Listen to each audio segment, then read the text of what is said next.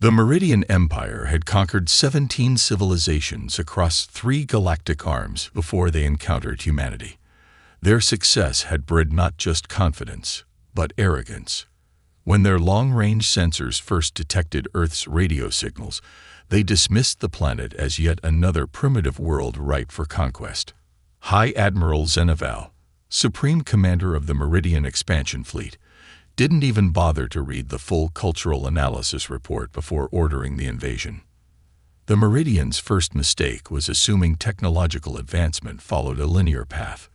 They expected to find a fragmented world of competing nations, barely able to reach their own moon.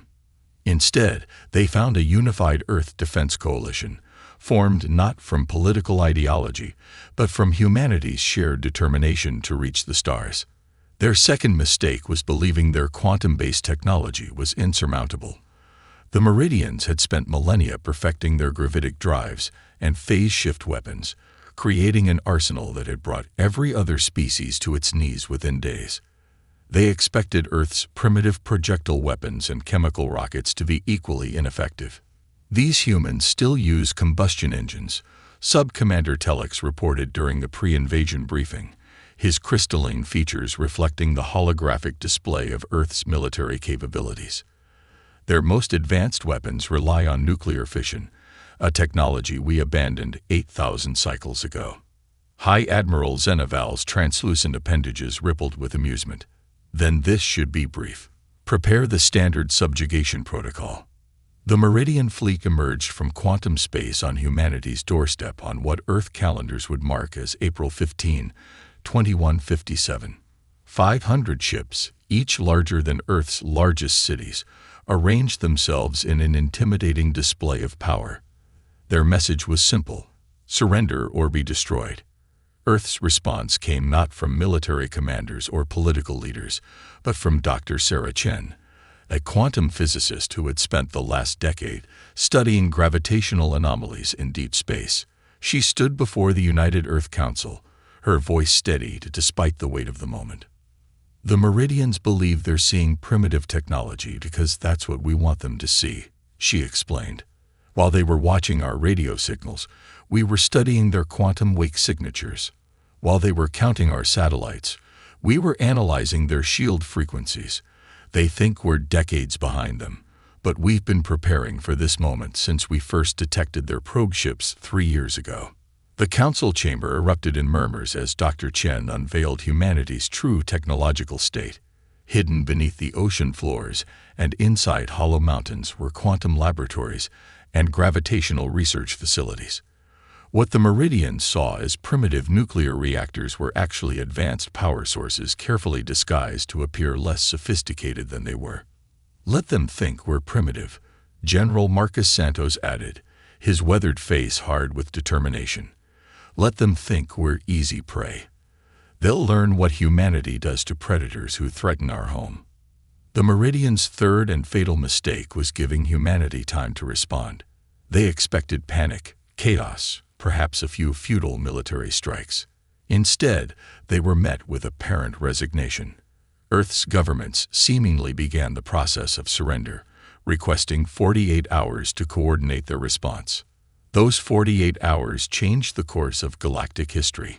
Deep beneath the Pacific Ocean, Dr. Chen and her team made final adjustments to the quantum resonance array, a technology the Meridians believed impossible for humans to develop. In orbital stations disguised as communication satellites, engineers prepared weapons that would turn the invaders' own quantum fields against them. And in bunkers around the world, soldiers readied themselves for a fight unlike any in human history. High Admiral Zeneval watched with satisfaction as the deadline approached. See how quickly they submit when faced with true power. She remarked to her command staff, perhaps we won't need to make an example of their major cities after all. She didn't notice the subtle changes in her fleet's quantum field harmonics, didn't recognize the significance of the strange gravitational fluctuations her sensors were detecting. The High Admiral was still confident in her victory when Dr. Chen activated the quantum resonance array, and humanity showed the galaxy why you should never mistake patience for weakness. The real war was about to begin, And the Meridians were about to learn that humanity's greatest weapon wasn't their technology. It was their ability to adapt, to innovate, and to turn their enemies' strengths into fatal weaknesses. The 48 hours the Meridians granted humanity became known as the Silent Hours. On the surface, Earth appeared to be a planet preparing for surrender.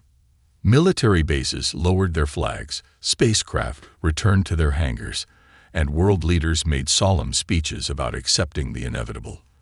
But beneath this facade of submission, humanity was orchestrating what would become known as the greatest military deception in galactic history.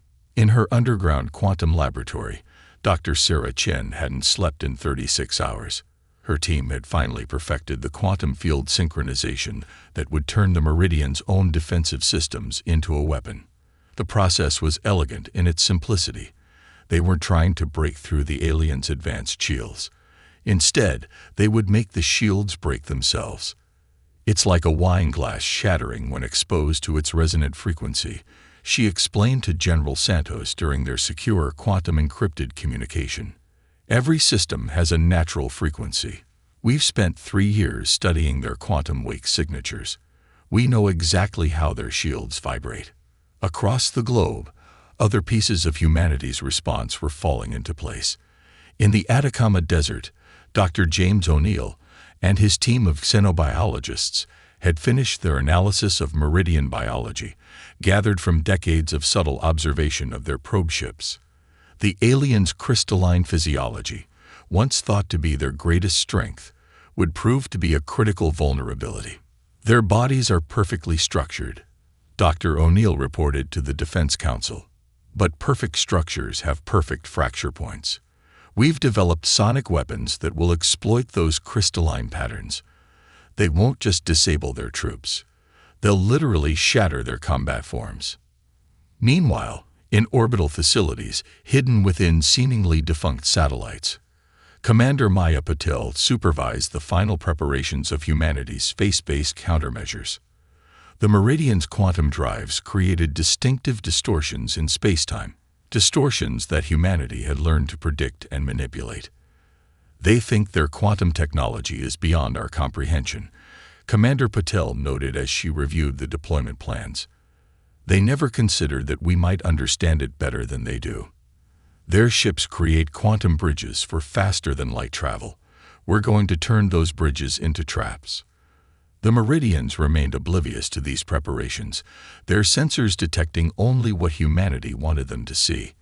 High Admiral Zeneval's reports to the Meridian High Command were filled with dismissive assessments of Earth's capabilities.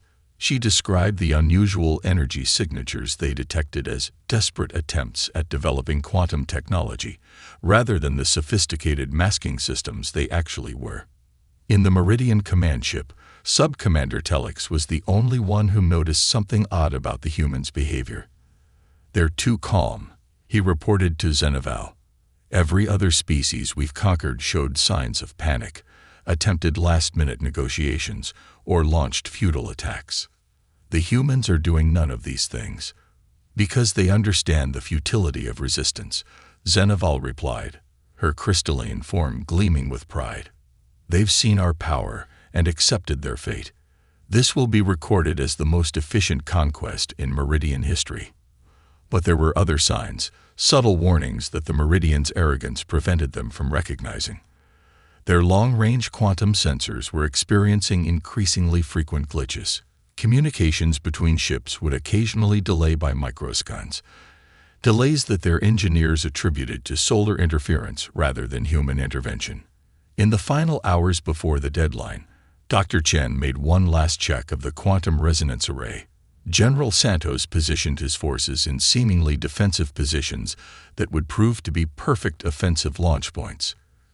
Commander Patel's orbital platforms shifted incrementally into their final alignment, each movement disguised as orbital debris adjustment.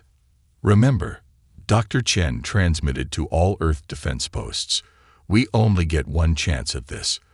The moment we activate the quantum resonance array, the Meridians will realize what we're capable of. Every system must activate simultaneously. Every attack must strike precisely when their quantum fields are at their weakest point. As the deadline approached, High Admiral Zenaval prepared to receive Earth's surrender. She had already composed her victory speech, praising the humans' wisdom in accepting Meridian rule without forcing her to demonstrate her fleet's full power. She believed she was about to add another simple conquest to the Meridian Empire's long history. She didn't realize she was about to become part of a very different kind of history lesson, one that the galaxy would never forget. The moment of humanity's response began not with a bang, but with a whisper.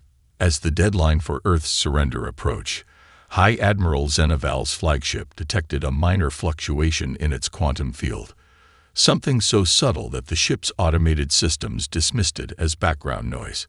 This tiny disturbance was Dr. Chen's quantum resonance array coming online, its effects rippling through space-time like ripples in a pond. Signal confirmed, Dr. Chen announced from her command center deep beneath the Pacific. All quantum field harmonics are synchronized. The Meridian Fleet's defensive systems are now operating in perfect resonance with our array. Across her holographic display, 500 points of light represented the Meridian ships, each one now unknowingly connected to Earth's hidden network of quantum manipulators. The trap was set. 3 years of preparation, of studying every nuance of Meridian technology, had led to this moment.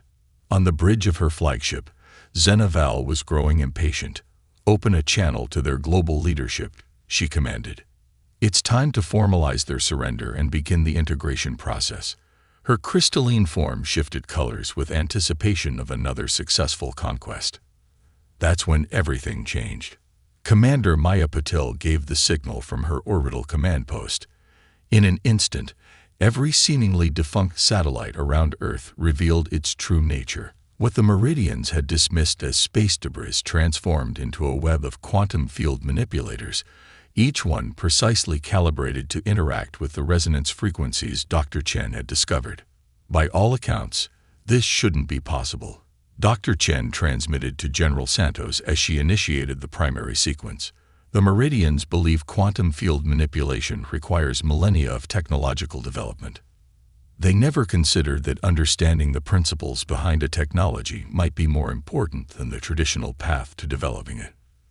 The first sign that something was wrong came when Meridian ships began reporting shield fluctuations, minor at first, power variations of less than 1%, but growing stronger with each passing second. Sub-Commander Telix was the first to recognize the pattern. "High Admiral," he called out, his crystalline form vibrating with alarm. "These fluctuations, they're not random. They're building to some kind of resonance cascade." Before Zenaval could respond, humanity revealed its second surprise. Dr. O'Neill's sonic weapon platforms, hidden in orbital positions around Earth, activated simultaneously. The weapons emitted frequencies that were harmless to organic matter, but devastating to the Meridian's crystalline biology. The effect was immediate and catastrophic. Meridian crew members began to experience microscopic fractures in their crystalline forms. Nothing immediately fatal, but enough to send waves of panic through the invasion fleet. For the first time in their long history of conquest, the Meridians faced an enemy who had turned their own physical nature against them. Impossible. Zenaval's voice cracked with both pain and disbelief. How could they possibly know our structural frequencies? How could they understand our quantum field harmonics? The answer came in the form of General Santos's voice, broadcast across all Meridian frequencies. "We understand because we chose to understand. While you watched our outdated technologies, we studied your advanced ones. While you measured our weapons, we learned to turn your own strengths into weaknesses." The true scale of humanity's preparation became clear as their counterattack unfolded. The quantum resonance array wasn't just interfering with Meridian shields, it was using their own quantum fields to create a cascading failure that spread from ship to ship. Each vessel's quantum drive became a point of vulnerability, their sophisticated technology transformed into a liability. Commander Patel's orbital platforms began the next phase, launching devices that appeared primitive but carried devastating potential. These weapons didn't target the Meridian ships directly. Instead, they created localized distortions in spacetime that interrupted the quantum fields the Meridians relied upon for everything from weapons to life support. You thought we were primitive because we still used nuclear power and chemical rockets. Dr. Chen's voice joined the transmission. You never asked why a species capable of detecting and analyzing your quantum wake signatures would maintain such seemingly outdated technology. You never considered that we might be hiding our true capabilities in plain sight. The Meridian fleet, once an unstoppable force of conquest, found itself trapped in a web of its own technology. Their quantum drives, attempting to compensate for the cascading resonance failures, only made the situation worse. Ships that tried to escape found their quantum fields collapsing, their advanced systems turning against them in ways their designers had never imagined possible.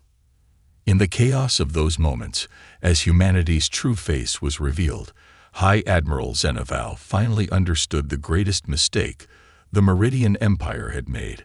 They had assumed technological advancement meant following the same path they had taken. They never considered that a younger species might look at the same problems from an entirely different perspective and find solutions they had never imagined. The Meridian Empire had never retreated from battle in its entire history of conquest. Yet now, their mighty invasion fleet was in chaos, with ships desperately trying to escape Earth's gravity well. Their attempts at quantum jumps were met with devastating consequences as humanity's technology turned their own wake signatures into deadly traps. They're running exactly where we predicted they would, Commander Paddle reported from her orbital station. Her holographic displays showed the Meridian fleet's desperate attempts to regroup at their predetermined rally points. Their tactical doctrine hasn't changed in 1,000 years. They're as predictable as celestial mechanics. Dr. Chen's quantum resonance array had evolved beyond its initial defensive role. Now it served as a detection network, tracking the unique quantum signatures of each Meridian vessel. Their quantum drives leave traces in spacetime, she explained to the Earth Defense Council. Think of it as trying to hide footprints in fresh snow. Impossible once you know what to look for. High Admiral Zeneval's flagship limped at the head of the retreat, its once pristine crystalline structure now webbed with fractures from the sonic weapons. But the true horror of humanity's capabilities was yet to reveal itself. As the Meridian fleet approached their designated rally point, they discovered that humans had already been there.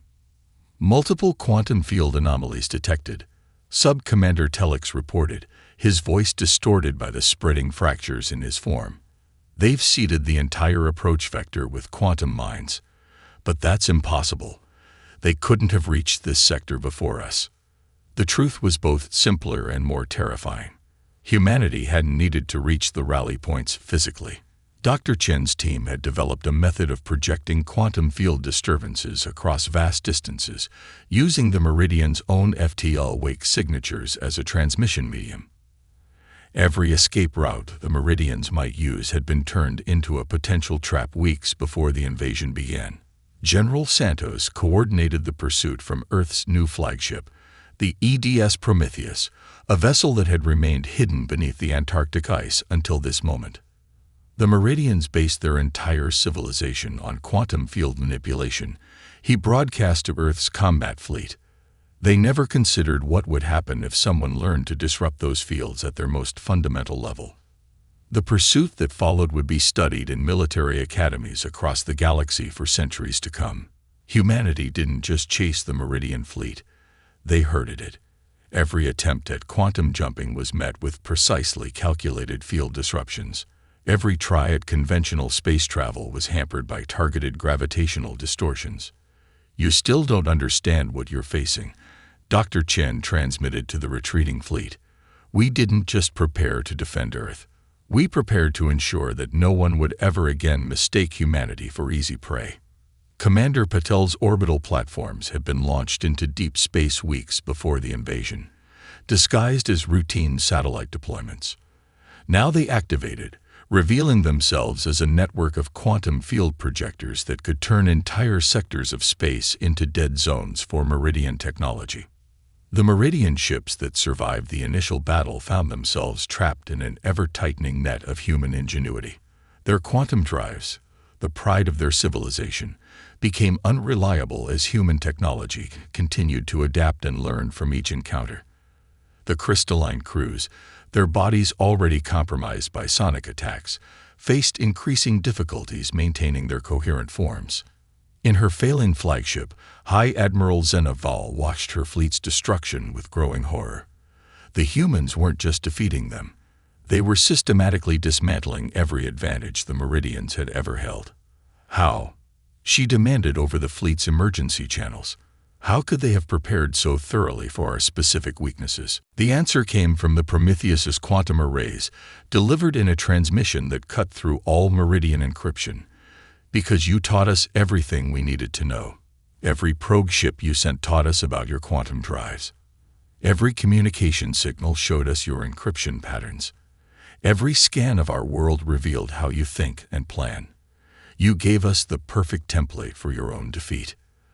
The remaining Meridian ships found themselves caught between the approaching human fleet and the quantum minefields they had placed along the escape routes. Their options had been reduced to either surrender or destruction, a choice the Meridians had forced upon countless other species throughout their history of conquest. As the human fleet closed in, led by the Prometheus, the galaxy witnessed something unprecedented. The sight of Meridian ships powering down their quantum drives and broadcasting surrender signals. The hunters who had terrorized the galaxy for millennia had become the hunted, their technological superiority transformed into a fatal weakness by human ingenuity. The surrender of the Meridian invasion fleet sent shockwaves through the galaxy. Species that had lived under Meridian dominion for generations watched in stunned silence as the news spread. A pre-FTL civilization had not only defeated the Meridian Empire, but had systematically dismantled their military superiority. 3 months after the battle, representatives from 17 formerly subjugated species gathered in Earth's first extraterrestrial embassy, established in the repurposed hull of High Admiral Zenaval's captured flagship. Dr. Sarah Chen stood before them, her quiet confidence a stark contrast to the Meridians' former arrogance. "We didn't just defeat the Meridians," she explained to the assembled aliens. "We proved that technological advancement doesn't have to follow a predetermined path. Each species, each civilization, brings its own unique perspective to the challenges of science and exploration. The revelation of humanity's true capabilities transformed galactic politics overnight. The quantum resonance technology that had been developed to counter Meridian shields now formed the basis for a new type of faster-than-light communication. Commander Patel's orbital platforms became the foundation for an interstellar early warning system, freely shared with former Meridian subject worlds. The Meridians' greatest mistake wasn't underestimating our technology. General Santos addressed the Galactic Council during Earth's formal introduction to interstellar society. It was assuming that their path of development was the only valid one. They never understood that innovation comes from necessity, not just iteration. In the crystalline cities of the Meridian homeworld, now monitored by human quantum field projectors, a fundamental change was taking place. The species that had once conquered through technological superiority found themselves learning from those they had dismissed as primitive. Dr. O'Neill and his team worked with Meridian scientists to help them understand their own crystalline biology from new perspectives. "Your physical structure isn't a weakness," he explained to a group of young Meridian researchers, "but believing in absolute superiority is. The galaxy is too vast, too diverse for any one approach to be universally superior." The former Sub-Commander Telex, who had been the first to notice something unusual about humanity's response to invasion, became an unlikely bridge between the two species. "We thought we were the pinnacle of evolution," he admitted during a diplomatic function in New Delhi. "We never considered that adaptability might be more valuable than perfection." Commander Patel's prediction algorithms, originally developed to anticipate Meridian tactical responses, became the foundation for a new approach to interstellar relations. Understanding how different species think, how they approach problems, is more valuable than any weapon. she told her students at the newly established Galactic Defense Academy. But perhaps the most profound change came in how humanity viewed its place in the cosmos. The species that had pretended to be less advanced than they were now stood revealed as innovators who had found new paths to old problems. Earth's universities became centers of learning for species across the galaxy, each bringing their own unique perspectives to human scientific theories. The galaxy needed this wake-up call, Dr. Chen reflected during the first anniversary of the invasion's defeat. Not just to end Meridian dominance, but to show that there's always another way to solve a problem. Always another perspective to consider. The quantum resonance array that had turned the tide of battle was dismantled, its components redistributed to form the backbone of a new galactic communication network. The sonic weapons were repurposed for peaceful applications in crystalline engineering and architecture. Earth's hidden quantum laboratories emerged from their underground bunkers to become centers of collaborative research. As ships from 100 worlds moved freely through Earth's solar system, the former High Admiral Zenaval, now serving as a cultural advisor to the Meridian Transition Government, made perhaps the most insightful observation about humanity's victory. "We thought we were testing humanity's resistance to conquest," she told the Galactic Historical Society. Instead, humanity was testing our assumptions about civilization itself. They showed us that true advancement isn't about the path you take to reach the stars. It's about understanding that there are countless paths yet to be discovered. The galaxy had learned its lesson. Humanity's rise to prominence wasn't based on military might or technological superiority, but on their ability to see beyond conventional wisdom, to find new solutions to old problems, and to turn perceived weaknesses into unprecedented strengths. As Earth became a central hub of galactic civilization, one truth became universally acknowledged. Underestimating humanity was a mistake no one would make again.